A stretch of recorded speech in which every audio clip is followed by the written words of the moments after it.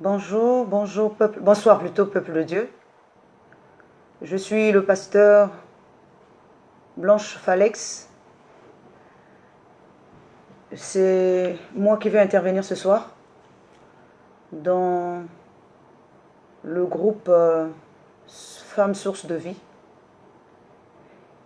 Et le thème général de ce programme est l'influence de la femme dans la société. Ce soir, mon sous-thème, c'est l'influence d'une femme éclairée. Et nous allons donc lire dans le livre de Jean, le chapitre 2, du verset 1 au verset 10. Nous allons le lire au nom de notre Seigneur Jésus-Christ. 3 jours après, il y eut des noces à Cana, en Galilée. La mère de Jésus était là. Et Jésus fut aussi invité aux noces avec ses disciples.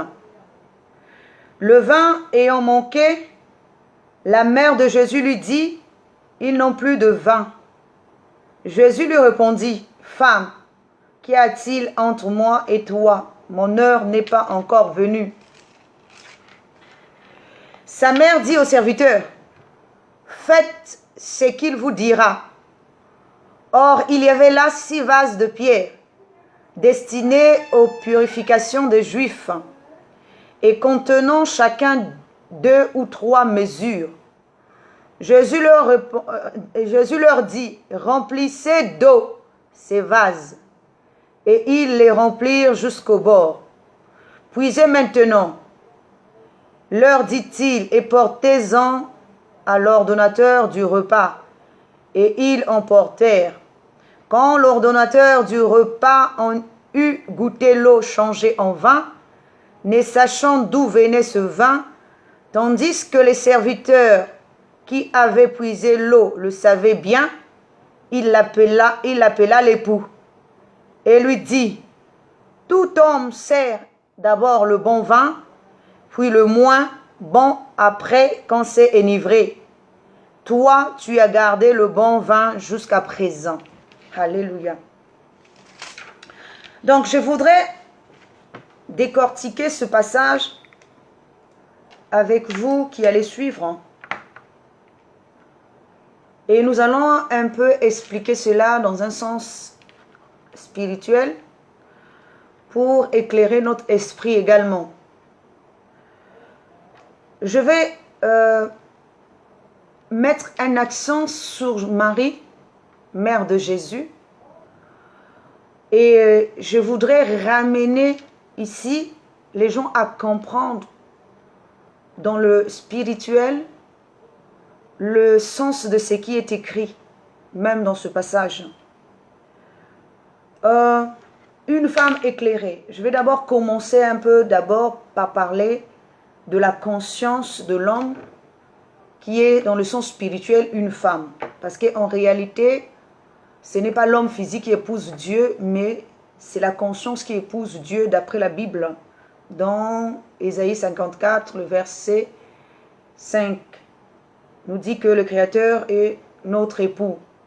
Dieu n'épouse pas ce qui est physique, mais Dieu épouse ce qui est spirituel, intérieur. Il est dit qu'il y a un être extérieur et un être intérieur. Et celui qui est réellement qui intéresse Dieu n'est pas l'être extérieur, mais plutôt l'être intérieur. C'est pour ça que Paul disait aussi que qu'ai-je à faire de ceux de l'extérieur? C'est ceux du dehors, ce n'est pas ceux de l'intérieur qui m'intéressent. Donc c'est plutôt ceux de l'intérieur qui intéressent Paul, qui intéressent Dieu, pas ceux du dehors. Ceux du dehors, c'est ceux de l'extérieur. C'est pour ça que je veux ici mettre un accent sur cette femme éclairée, qui est représentée par la conscience. Et cette conscience peut être une conscience morte comme une conscience vivante. Et quand je veux parler de la femme ici, je veux parler de l'homme ou de la femme physique qui spirituellement sont représentées par les épouses de Dieu. Alors cette femme quel est son rôle dans la société, quelle est son influence dans la société. Si c'est une femme morte, en fait une conscience morte, elle n'engendrera que des œuvres mortes. Mais si c'est une femme éclairée, elle engendrera les œuvres vivantes, les œuvres de la vie. Et elle influencera aussi le monde entier. Je vais mettre un accent sur Marie. Avant que je ne puisse décortiquer ce passage de ce soir, je veux revenir un peu en arrière, parce que nous connaissons tous l'histoire de Marie. La parole de Dieu nous dit que l'ange Gabriel s'est approché de Marie en la saluant et en lui apportant une bonne nouvelle, qu'elle avait été choisie de Dieu. Nous aimerons expliquer cela un peu. Alors, Marie ici représente la conscience vierge, la conscience digne. Il y a plusieurs femmes, mais pourquoi Dieu va-t-il juste remarquer Marie? Parce que Marie était une conscience vierge, une conscience distinguée, une conscience déjà éclairée. On ne parle pas de virginité physique ici, parce qu'il peut y avoir plusieurs femmes vierges, plusieurs jeunes filles vierges. Mais qu'est-ce qui fait que Dieu choisisse une parmi tant d'autres? C'est la pureté de son âme, c'est la pureté de sa conscience, c'est la pureté de son être. Et quand je parle de la pureté ici, je ne parle pas d'une pureté physique. Je suis en train de parler d'une pureté spirituelle, d'une virginité spirituelle qui est représentée par la pureté. Or, nous savons également que la pureté, il est dit, Père, sanctifie-les par ta parole, car ta parole est la vérité. Et nul être humain ne peut être sanctifié par un autre, ni par quoi que ce soit d'autre que la parole. Alors la parole sanctifie l'être intérieur. La parole va purifier l'être intérieur de manière à ce que cet être devienne vierge. Et c'est lorsque seulement nous devenons vierges que Dieu nous remarque. Je parle d'une conscience éclairée, parce qu'à partir du moment où nous devenons un être vivant intérieurement, un être purifié, un être sanctifié, et nous avons enlevé tout ce qui était intérieur, l'amertume, la haine, la jalousie, l'envie, la convoitise, toutes ces choses-là. C'est à ce moment-là que nous grandissons également intérieurement et nous devenons des femmes distinguées. On ne peut pas devenir une femme influente sans être d'abord une femme distinguée. Une femme qui a été remarquée par Dieu. Parce que c'est Dieu qui va nous donner une capacité différente des autres. Une capacité nécessaire qui va nous faire évoluer d'une dimension à une autre spirituellement. C'est pour ça que Marie était une femme distinguée. La parole de Dieu nous dit que Joseph l'avait d'abord remarqué. Et qu'est-ce que je dis? L'ange Michael est venu l'annoncer. Quand on a annoncé à Marie qu'elle devait porter un enfant, c'est comme si on l'a préparée à recevoir quelque chose. Et la parole de Dieu nous dit que Jésus dit qu'il est la lumière du monde.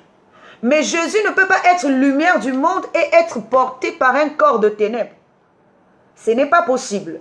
Si Jésus est lumière du monde, il ne peut être porté que par un corps de lumière. C'est comme pour dire un corps saint, plutôt un esprit saint dans un corps saint. Si le corps n'est pas saint, l'esprit saint ne peut pas venir habiter dans un corps qui n'est pas saint. Ou encore, un corps de lumière ne peut pas venir habiter dans un corps qui n'est pas éclairé, qui n'est pas paré, qui n'est pas préparé. C'est pour ça que Marie avait été préparée, afin qu'elle puisse recevoir la lumière. Et quand je parle aussi de la lumière, je suis en train de parler de la compréhension de Dieu représentée par le Seigneur, qui est Jésus-Christ. Alors c'est pour ça que nous voyons, je vais aller pas à pas et je veux revenir dans notre passage d'aujourd'hui. Et je vais parler de l'influence de cette femme, de cette conscience pure, lorsqu'elle reçoit toute la sémence, lorsqu'elle reçoit la capacité, lorsqu'elle reçoit le pouvoir, lorsqu'elle a l'intelligence spirituelle. Comment elle peut être agréable et comment elle peut agir dans son entourage, dans son foyer, dans sa maison. Parce qu'elle a reçu quelque chose d'important. Et ce qu'elle a reçu, c'est une sémence. Et cette sémence s'appelle Jésus-Christ. La connaissance de Dieu, la royauté de Dieu, l'autorité de Dieu, le feu de Dieu. Parce que Jésus n'est pas n'importe qui. Jésus dit, le royaume est venu jusqu'à vous. Donc, cette femme va recevoir le royaume. Cette femme va recevoir la sémence de Dieu. Pas la sémence d'un homme, mais la sémence de Dieu. Parce qu'il y a une différence entre l'enseignement de l'homme et l'enseignement de Dieu. Alors, cette femme qui est éclairée, avant qu'elle ne soit influente, elle est d'abord parée et préparée pour recevoir la connaissance de Dieu. C'est pour ça que je vais encore appuyer pour dire quoi?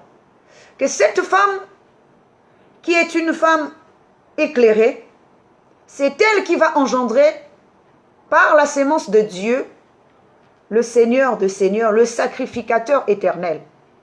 Il nous est dit que Lévi est sorti des reins d'Abraham, alors que le sacrificateur éternel n'est pas sorti des reins d'un homme, mais du ventre d'une femme. Nous voyons que si cette femme-là n'était pas une femme déjà éclairée, elle ne peut pas contenir le royaume qui est représenté par Jésus, puisque Jésus dit qu'il est lui-même le royaume venu jusque dans le monde. Il est le pain de vie qui est descendu du ciel. Il est la lumière du monde. Il est le chemin, la vérité et la vie.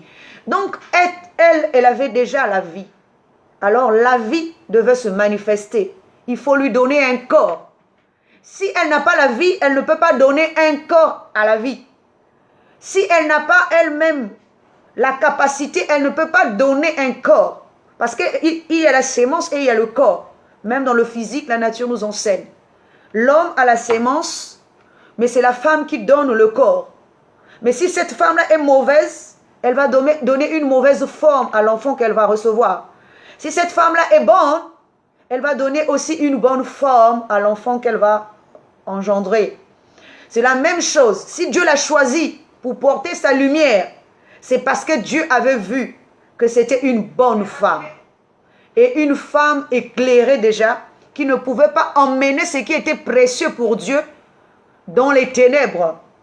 Parce que si elle était mauvaise, elle pouvait prendre la lumière qui est représentée par le Seigneur et emmener cela dans les ténèbres. Mais Dieu savait que cette femme était lumière. Et c'est pour ça que la sémence de Dieu devait venir en elle et elle devait lui donner un corps de lumière. Nous allons voir également que lorsque Marie est enceinte et qu'elle s'approche d'Élisabeth, la parole de Dieu nous dit que l'enfant d'Élisabeth va tressaillir dans le ventre, juste en entendant la voix de Marie. Alors ici, c'est la voix de la lumière. Dès que Marie va faire une salutation, l'enfant qui est dans le ventre va tressaillir. Pourquoi? Parce que elle parlait avec connaissance. Parce qu'elle avait déjà la lumière au-dedans d'elle. L'enfant qu'elle portait, c'est l'enfant de la lumière. Et la simple salutation a provoqué un émoi dans l'esprit, dans le corps, dans l'enfant qui était dans le ventre de Marie. Elle a provoqué de l'émotion. Alors l'enfant a tressailli. Parce qu'elle était déjà une lumière qui s'exprimait. Et quand la lumière s'exprime, les ténèbres doivent tressaillir. Les ténèbres doivent trembler. On voit déjà l'influence de Marie qui s'approche. La voix de la lumière qui parle. La voix de la lumière qui s'exprime. Là encore, ce n'était pas encore la véritable lumière. Puisque la véritable lumière était dans son ventre. Elle n'était que le corps de lumière. Mais en parlant, en s'exprimant, tout ce qui est ténèbres, tout ce qui est obscur, doivent déjà trembler, tressaillir, être dans la peur. Parce que la parole de Dieu nous dit que l'enfant tressaillit. Mais en temps normal, un enfant qui est dans le monde peut bouger à n'importe quel moment. Mais comment cet enfant-là qui tressaillit, on dit que c'est un signe parce que Marie avait parlé. Justement parce qu'il s'agissait d'une puissance qui devait s'élever. C'est pour ça que même Jean-Baptiste, lorsqu'il va voir Jésus, il dit que moi je diminue, que lui il croisse. Il dit que je ne suis pas digne de délier même la croix de ses chaussures. Pourquoi? Parce que l'un représente la connaissance de l'homme, donc la lumière qui va passer, et l'autre représente la lumière éternelle. Alors la lumière de lumière, c'est celle qui est au-dessus de toutes choses. Et c'est pour ça que l'une doit se soumettre devant l'autre. L'une doit diminuer. C'est pour ça que même Jésus lui-même dit, Jésus dit ceci, que vous vous êtes abrités pendant 1 heure à la lumière de Jean-Baptiste. Donc la lumière là était qu'un temps, alors que Jésus est une lumière éternelle. Alors, je veux revenir à notre passage de ce soir. Ici, comment cette femme pouvait-elle savoir que Jésus, son heure était là, alors que Jésus n'avait pas encore proclamé son heure? Mais elle représente la conscience qui a engendré l'enfant, qui a formé l'enfant, qui connaît le temps que l'enfant là a atteint sa maturité, le temps où l'enfant doit maintenant s'exprimer. Parce que jusqu'à ce miracle-là, Jésus ne s'était pas encore exprimé en tant que divinité, en tant que fils de lumière, en tant que fils du ciel, la sémence véritable. Jésus jusque-là n'était pas encore le Dieu, parce qu'il n'était pas encore connu en tant que tel. Mais sa mère, en tant que femme éclairée, femme de lumière, savait que maintenant il est temps que ce qui était au fond d'elle, ce qu'elle avait engendré, ce qu'elle avait conçu, ce qu'elle avait formé, puisse maintenant s'exprimer, puisse maintenant paraître vers tout le monde, puisse maintenant s'étendre, être connu, puisse maintenant être reflété à l'extérieur, que les gens voient le niveau de la divinité. Alors, Marie va demander, mais lui-même il dit, je ne suis pas prêt. Ce n'est pas mon heure. Il dit même, femme, qu'y a-t-il? Mon heure n'est pas encore là. Mais Marie ne l'écoute pas. Parce que Marie va influencer en temps normal Jésus qui est Dieu, de Dieu, puissance éternelle, qui est le tout-puissant, qui voit tout, qui entend tout. Comment peut-il être influencé par une femme? Si ce n'est une conscience véritable, si ce n'est une femme éclairée, si ce n'est un corps éclairé. Jésus pouvait dire non. Mais il savait que sa mère, qui est la conscience qu'il a formée, qui est la conscience qui lui a donné un corps, qui est la conscience qui lui a donné vie, avait raison. Il était temps qu'il s'exprime. Combien même son échange avec sa mère ne pouvait, mais sa mère a insisté. Seule une conscience pure peut arriver à s'imposer devant sa divinité. Ce n'est pas n'importe quoi qui peut obliger le Dieu au-dedans de nous de s'exprimer. C'est notre pureté. C'est pour ça que la parole de Dieu nous parle de la perfection. Paul dit, je cours vers un but. Et le but de Paul était d'atteindre la perfection. Seule la perfection peut toucher le cœur de Dieu. Seule la perfection peut toucher le cœur de Dieu et faire que la divinité en nous puisse s'exprimer. Parce que Dieu n'habite pas à l'extérieur de nous, mais Dieu habite à l'intérieur de nous. C'est pour ça que jusqu'à aujourd'hui, nous avons l'impression de ne pas avancer. Nous avons l'impression de ne pas être éclairés. Nous avons l'impression que tout ce que nous faisons ne marche pas en tant que femmes physiques. Mais parce que nous ne sommes pas encore ces femmes spirituelles qui touchent le cœur de Dieu. Dieu parlait, disait de David, l'homme selon mon cœur.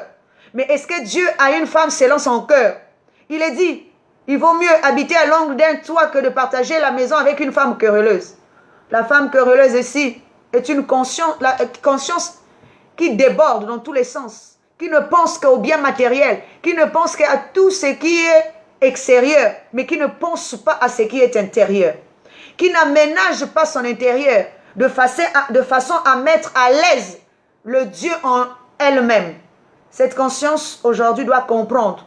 Pour que je sois influente à l'extérieur, que je commence à dominer dans la société, il faut que je commence d'abord à dominer à l'intérieur de moi-même. Que je prenne possession de mon intérieur. Que ni mes émotions, ni mes sentiments ne puissent dominer sur moi, mais que je sois maître au-dedans de moi. Si à ce moment-là seulement, que je pourrais dire un mot et que le Dieu au-dedans de moi m'écoutera. Parce que ça sera le temps de changer toutes choses à l'intérieur de moi-même et à l'extérieur de moi. Marie savait que le vin qui avait été consommé était un mauvais vin parce qu'elle était éclairée. Et elle savait qu'il était temps que les hommes prennent du bon vin. Et quand je parle du vin ici, je parle d'une nature. Je ne parle pas d'un vin physique, mais je suis en train de parler d'une nouvelle nature. Parce qu'il y a la nature terrestre, il y a aussi la nature céleste. Et Jésus incarnait la nature céleste. Il a fallu d'abord qu'on vide tout le vin qui était là, le mauvais vin, la mauvaise nature. Il fallait qu'on vide ça, qu'on vide la mauvaise nature. Une fois que toute cette nature, la nature de l'homme terrestre, la nature querelleuse, la nature qui combat, la nature qui a la haine, la nature qui a l'envie, la nature qui n'a pas d'amour, la nature qui disperse, qui sème la contradiction, toute cette nature-là doit partir afin qu'on sème une nouvelle nature. Et la nature divine et l'amour. La nature, quand on a l'amour, on peut avoir de l'influence partout. Ce n'est pas de la domination. Ce n'est pas de l'intimidation. Avec de l'intimidation, on ne peut rien faire. Mais l'amour véritable fait que nous soyons influentes ou aimées par rapport à ce que nous allons dire, de manière que nous allons le faire et le dire. C'est pour ça que les vases qui sont là sont représentés par les corps. Ceux qui étaient autrefois durs comme des pierres, mais qui vont être transformés par un nouveau vin, une nouvelle nature de Dieu. Même l'ordonnateur du repas, plutôt des noces, était étonné. Parce que, comme il est dit, si la première alliance avait été bonne, il n'y aurait pas eu question de la changer. Mais la deuxième alliance est bonne. C'est cette alliance qui représente le vin. C'est pour ça que Jésus dit, mon sang est un breuvage et ma chair est une nourriture. Ce n'est pas une nourriture physique, mais c'est une nourriture spirituelle. On ne peut pas devenir des femmes influentes. On ne peut pas devenir des femmes éclairées si on n'a pas la connaissance de Dieu. Sinon, même les hommes physiques continueront toujours à dominer sur nous. Mais si nous devenons des vins nouveaux, nous devenons une force nouvelle, nous devenons une conscience pure, peu importe que nous soyons hommes ou femmes, nous allons devenir aussi une épouse influente, une épouse véritable et influente, qui peut demander à l'époux, qui peut demander au fils spirituel, la divinité en nous d'agir, et la divinité va agir, parce que la divinité ne reconnaît que la pureté. C'est comme la création tout entière que nous voyons physiquement ne reconnaît que la voix de son créateur. La création ne peut pas reconnaître l'homme. La création ne reconnaît pas le terrestre, mais la création reconnaît le Dieu qui s'exprime. La création ne reconnaît que la pureté. La création reconnaît la pureté. Alors, en tant que femmes que nous sommes, nous devons voir d'abord notre intérieur. De quelle manière nous voulons impacter le monde extérieur. Si nous voulons impacter le monde extérieur, nous devons changer de nature. Être en contact avec le Dieu à l'intérieur de nous, qui va nous donner la force, qui va nous donner l'autorité. Je vais continuer toujours par Marie. La parole de Dieu nous dit dans Luc 11, 27, qu'une femme va crier en disant, « Heureux le sein qui t'a porté, heureuses les mamelles qui t'ont allaité. » Oui, le sein qui a porté Jésus, c'est cette femme qui crie vers Jésus en disant, « Heureux le sein qui t'a porté, heureuses les mamelles qui t'ont allaité. » Mais quelles mamelles qui a allaité Jésus? Ce ne sont pas les mamelles physiques. Ce sont les mamelles spirituelles, la connaissance de Dieu qui a allaité Jésus afin que Jésus soit une lumière. Le sein qu'il a porté, c'est le sein qui lui a donné un corps de lumière. Si cette conscience n'était pas bonne, elle lui aurait donné un mauvais corps.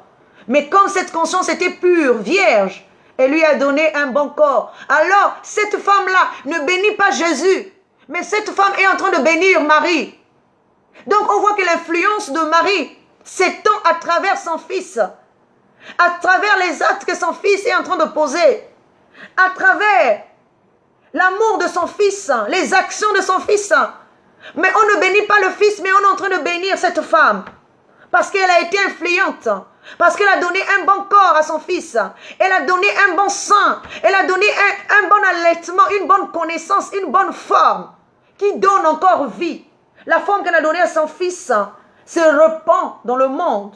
Et cette forme est en train d'être transmise d'une personne à une autre personne. Et tout le monde est en train de s'emboîter dans le même corps pour former un seul corps, le corps de Christ. Alors cette femme s'exclame. Cette femme dit, heureux le sein qui t'a porté, heureuses les mamelles qui t'ont allaité.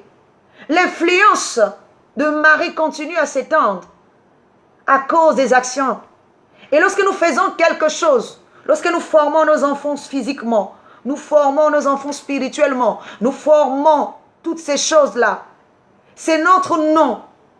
C'est les actions que nous faisons auront un impact. À travers ces actions, c'est notre influence qui se répand. C'est notre influence qui s'exprime parce que nous avons donné une forme, parce que nous avons conçu quelque chose de bon et nous avons porté cela vers tout le monde. Nous avons reflété Dieu dignement.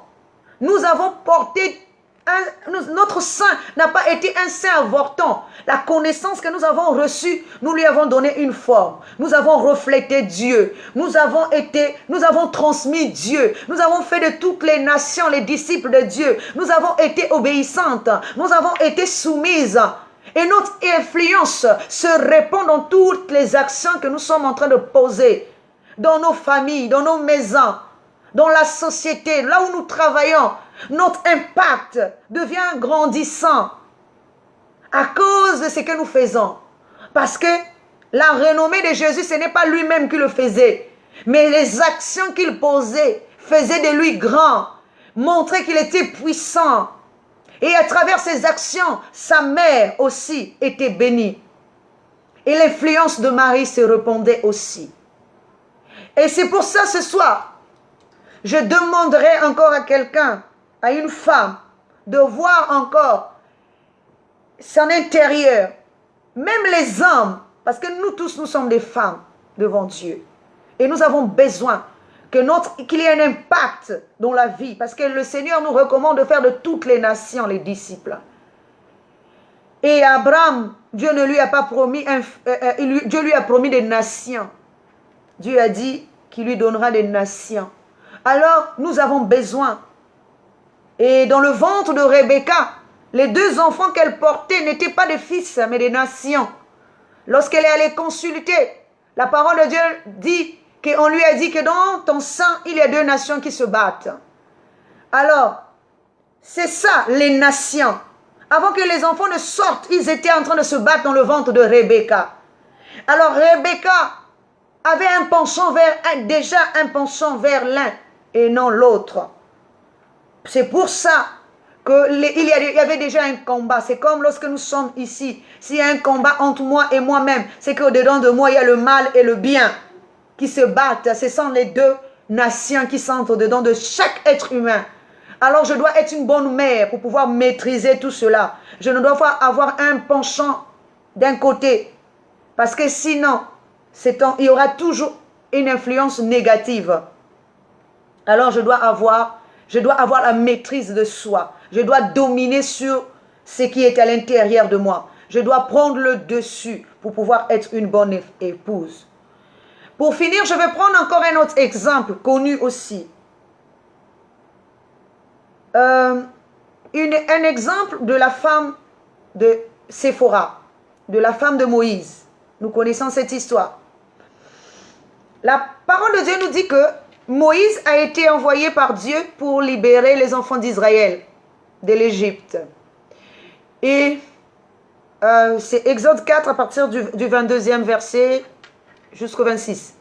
Alors la parole de Dieu nous dit que Dieu envoie Moïse aller sortir les enfants d'Israël de l'Égypte. Mais le soir venu, Dieu vient combattre encore Moïse. C'est pour ça que je vous parle d'une femme, l'influence d'une femme éclairée. L'influence d'une femme qui est éclairée. Une femme qui est éclairée, ce n'est pas de la... Je ne parle pas d'une lumière physique, mais je suis en train de vous parler de la connaissance. Celle qui a la connaissance. Celle qui est vêtue de connaissance. Celle qui est remplie de connaissance. Son influence a de l'impact. Son influence touche Dieu. Son influence peut même faire fuir la négativité parce qu'elle est éclairée. Elle ne se laisse pas dominer. La parole de Dieu nous dit que Séphora a vu Dieu combattre Moïse. Moïse qui combattait Dieu ne savait même pas qui était en train de le combattre. Parce que Dieu l'a envoyé le matin sous une forme et le soir il est venu sous une autre forme. Avec l'intention de le faire périr. Mais la parole de Dieu nous dit, pendant que Moïse combattait avec Dieu, Séphora, une femme éclairée, qui ne connaissait pas soi-disant le Dieu de Moïse, qui n'était jamais monté sur le mont Sinaï. Mais en voyant un homme combattre Moïse, je ne sais pas par comment, nous allons nous poser les questions, comment elle a su que l'homme qui combattait Moïse était Dieu, et comment elle a su quelle était la volonté de ce Dieu-là, qu'est-ce que ce Dieu-là attendait. Et pourtant, elle n'avait rien à voir avec Israël. Elle n'avait rien à voir avec les Juifs. Elle n'avait rien à voir avec les promesses. Elle n'avait rien à voir. Mais comment pouvait-elle savoir que celui qui combattait Moïse était son Dieu? Et quelle était la volonté de ce Dieu-là? Parce que la parole de Dieu nous dit que Séphora est venue. Séphora a coupé le prépuce de son fils et a jeté cela aux pieds de Moïse. Et Dieu est parti. Alors, comment pouvait-elle savoir si elle n'était pas une femme éclairée? Comment elle pouvait savoir que le Dieu qui combattait Moïse est le même qui l'avait envoyé sauver Israël? Alors, elle a eu de l'impact. Comment elle a eu de l'impact? Comment elle a influencé Dieu qui combattait avec Moïse pour que Dieu libère son mari, pour que Dieu quitte? Parce qu'elle était une conscience avertie, une conscience libérée, une conscience éclairée. Elle savait que celui qui combattait son mari, c'était Dieu. Et elle savait que le Dieu voulait quoi? Alors, il y a les deux choses que Dieu voulait. La sanctification qui est représentée par la circoncision. Non de Moïse, mais du fils de Moïse, c'est-à-dire du corps. Il faut sanctifier le corps. Sinon, Dieu continuera à nous combattre. Si nous avons une bonne conscience spirituelle, c'est cette conscience qui est éclairée qui peut nous dire, voici ce que Dieu veut. Voici, parce qu'il parle à Moïse en tant que corps intérieur, qui lui-même ne sait pas que celui qui le combat est son Dieu. Alors, il a besoin que le corps extérieur soit sanctifié pour que Dieu te libère. Aujourd'hui, si nous faisons des difficultés, si nous passons par des moments, des épreuves, si nous n'avons pas d'impact, ni dans nos familles, ni dans nos maisons, ni dans nos foyers, ni dans le monde, surtout le rôle de la femme physique aujourd'hui, c'est un rôle d'arrière-plan, parce que nous n'avons pas encore touché la robe du Seigneur. Aujourd'hui, nous voulons toucher cette robe, comme la femme à la perte de sang allait toucher la robe. Nous voulons arriver, cette femme à la perte de sang, et aller toucher la robe de Jésus. Jésus a dit quelque chose d'important. Il a dit, qui m'a touché? Attendez, Jésus est maître des temps et des circonstances. Il est le Dieu tout-puissant, il voit tout, il connaît tout, il comprend tout. Il sait d'avance ce qui va arriver. Il connaissait même le nom de Simon. Lorsqu'il rencontre Simon, il dit que tu es Simon. Mais à partir d'aujourd'hui, tu t'appelleras Pierre. Il dit à Nathanaël, je t'avais vu quand tu étais sous le figuier. Donc, il connaît toutes choses. Il prend l'oreille du soldat qui est tombé, il le recolle. Donc, il a la puissance. Mais, lorsque cette femme à la perte de sang touche Jésus, Jésus ne sait pas que quelqu'un allait la toucher à telle heure et à tel endroit. Qui est cette femme qui touche Jésus et que Jésus n'est pas au courant à l'avance? Et Jésus ne sait pas. Et Jésus se panique. Il dit, qui m'a touché? Parce que j'ai senti quelque chose est sorti de moi. Comment quelque chose peut-il sortir de lui à son insu? Il est le Dieu Tout-Puissant. Il est la divinité incarnée. Comment cela pouvait-il être possible? Parce que cette femme-là représente la chair qui a la perte de sang, qui veut se sanctifier, qui voulait atteindre. Tout le monde touchait Jésus. Mais comment le toucher de cette femme était devenu un toucher plus supérieur que les autres? Parce qu'il n'avait pas touché l'extérieur de Jésus. Mais elle avait touché plutôt, elle avait touché l'intérieur de Jésus. Elle avait touché la divinité. Elle avait touché ce qui était précieux.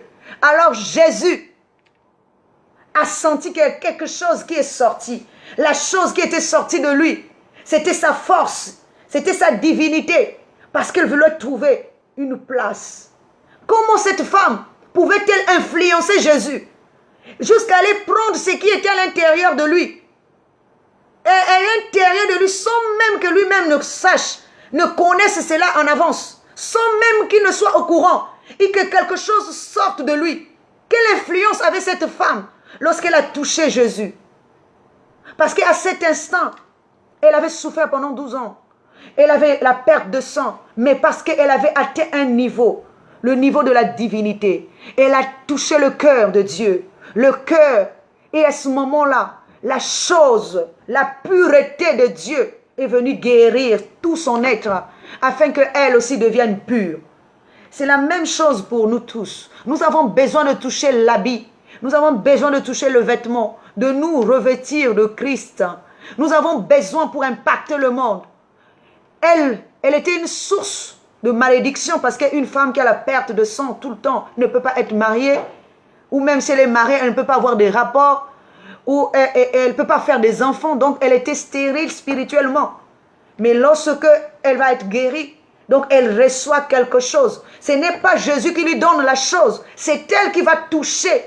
Et son toucher a eu de l'influence jusqu'à toucher Jésus. Et que quelque chose sorte de Jésus à son insu. Qu'est-ce que nous faisons pour toucher le cœur de Dieu?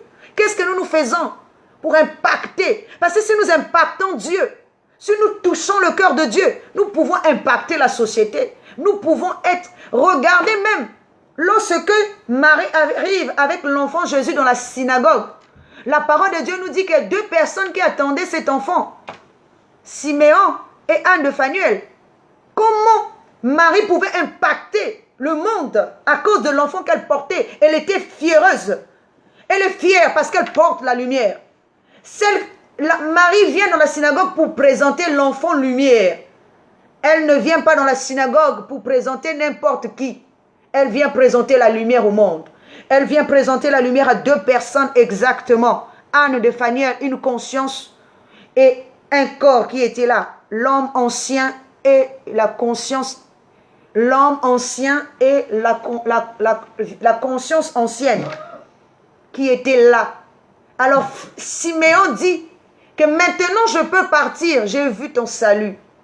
Parce que l'homme ancien ne peut pas partir sans voir le nouveau homme. Et la conscience également, ancienne conscience, ne peut pas partir sans voir la nouvelle conscience, qui est la virginité, qui apporte l'enfant lumière. Et c'est pour ça que Siméon va dire à Marie, toi-même une épée te traversera l'âme, et les pensées de plusieurs seront découvertes. Mais l'âme, on ne voit pas. Ça, c'est quelle épée qui va toucher l'âme de Marie? En tant qu'être humain, quelle est l'épée qui touchera l'âme de quelqu'un? Alors, il ne s'agit pas de l'âme physique. Il ne s'agit pas de quelque chose de physique, puisque l'âme, on ne voit pas. Il s'agit de quelque chose de spirituel. Il est dit, les pensées de plusieurs. Qu'est-ce que les pensées de plusieurs pouvaient-elles faire dans l'âme de Marie, si c'est physique? Alors que Marie représente une conscience collective. Et que tout ce que nous disons, nous faisons, est incarné par une conscience collective. Aujourd'hui, le Seigneur nous enseigne pour que nous cherchions la pureté, pour impacter, pour que nous soyons aussi fiers de l'enfant que nous allons porter, de l'enfant que nous allons présenter au monde. Tout ce que nous allons faire nous sera éclairé parce que nous serons fiers de porter un enfant, Jésus, un enfant spirituel, l'image de Dieu, la ressemblance de Dieu, que nous allons véhiculer ça et là pour influencer le monde, pour impacter la société, pour impacter nos maisons, pour être les femmes fortes, les femmes combatives, les femmes qui s'expriment et que la société aussi écoute. Voilà ma pensée pour ce soir. Que le Seigneur vous bénisse. Et que le Seigneur nous aide encore à croître spirituellement et atteindre la dimension qu'il attend de nous. Soyez tous bénis chez vous. Je vais dire une prière de clôture. Seigneur, nous te bénissons pour ce moment que nous avons passé ensemble. J'aimerais encore encourager toutes ces femmes qui nous suivent à être influentes, mais dans le sens positif et non dans le sens négatif. Que nous puissions impacter le monde et que nous puissions être ces femmes porteuses de vie, porteuses de lumière et femmes éclairées, afin d'impacter le monde tout entier. Gloire et honneur à toi, dans le nom de Jésus. Amen. Soyez bénis chez vous. À bientôt. Merci beaucoup.